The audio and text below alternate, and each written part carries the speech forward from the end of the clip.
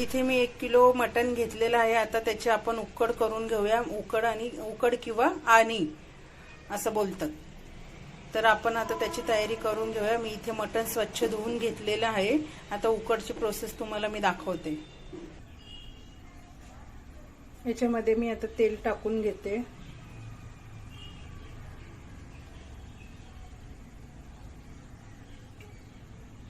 तेल टाकलेलं आहे। तेल गरम झालं की कांदा टाकू। थोडंसं मी जिरं टाकून घेते, जिराचा तडका देते, टेस्ट छान लागते। याच्यामध्ये जाईन कढीपत्ता, तमालपत्र, आता याच्यात जाईन कांदा टाकून चांगलं परतवून घेऊ। मी मटणाला मीठ हळद नाही लावून घेतलं। आता या तेलातच मी हळद वगैरे टाकेल आणि मीठ टाकेल, तेव्हा मटण चांगलं परतवून घेऊ आपण त्याच्यात। कारण उकड काढायची तर मग काही गरज नाही असं वाटत मला मीठ आणि हळद लावून ठेवायचं स्टार्टिंगला।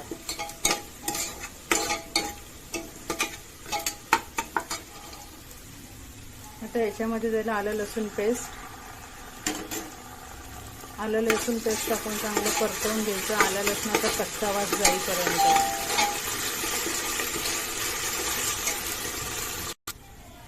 आता याच्यामध्ये जाईल हळद टाकून चांगलं परतवून घेऊ।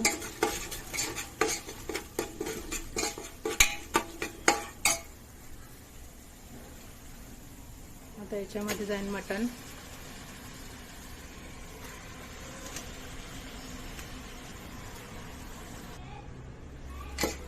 मटणाच्या 3-4 मिनिटं चांगलं परतवून घेऊ।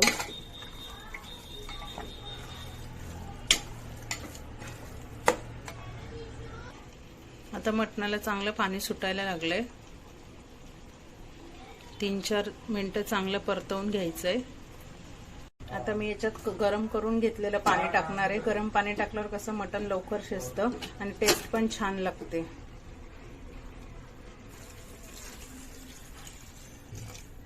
आता मी याच्यात गरम पाणी घालून घेतलंय।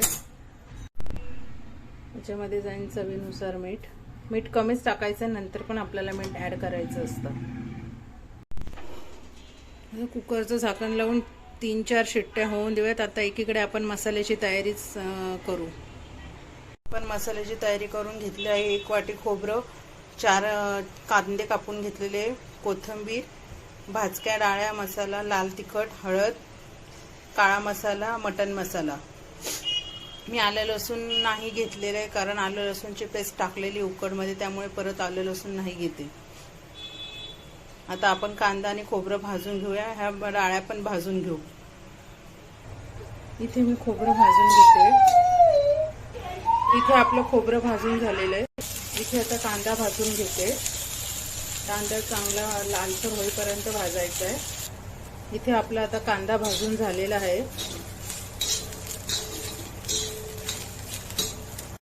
आता ह्या भाजक्या डाळ्या थोड्याशा भाजून घेते। इथे आपलं वाटण तयार झालेलं आहे। आता फोडणीची तयारी करू।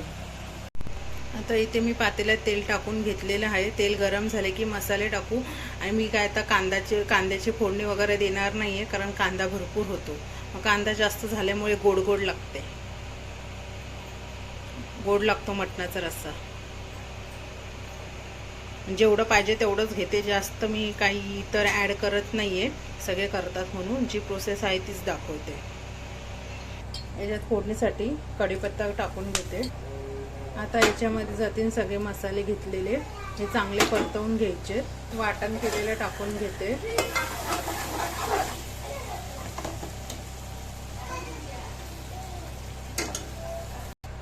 याच्यात मी केलेलं वाटण घालून घेतले आणि आता हे तेल सुटेपर्यंत चांगलं परतवून घ्यायचंय।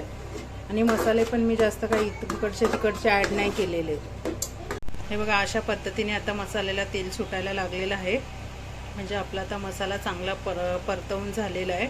आता याच्यात तुम्ही मटण टाकून चांगलं परतवून घ्यायचंय। आता याच्यात मी मटण टाकून चांगलं परतवून घेते। तेल चांगलंपणे सुटत आलेलं आहे।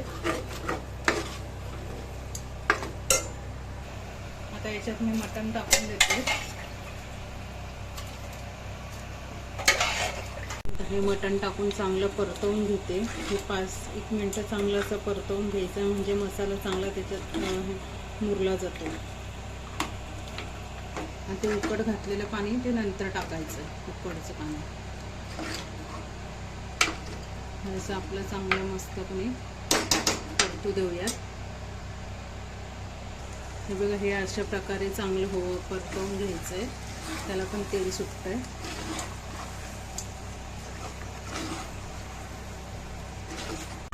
आता याच्यात आपण पाणी टाकून घेतलं. आता याला चांगली उकळी फुटवून द्यायची. मग चवीनुसार थोडंसं मीठ तुमच्या याच्याप्रमाणेच घाला, कारण आधी पण आपण मीठ टाकलेलं आहे. आता याच्यात मीठ टाकून घेऊया.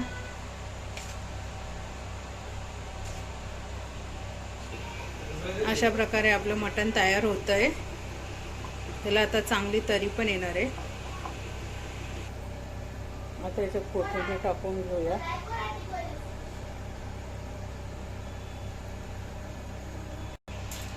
रेसिपी आवडल्या असल्यास सबस्क्राईब करा, लाईक करा, शेअर करा आणि नक्कीच कमेंट करा. तुम्ही अशी रेसिपी ट्राय करून बघा. धन्यवाद.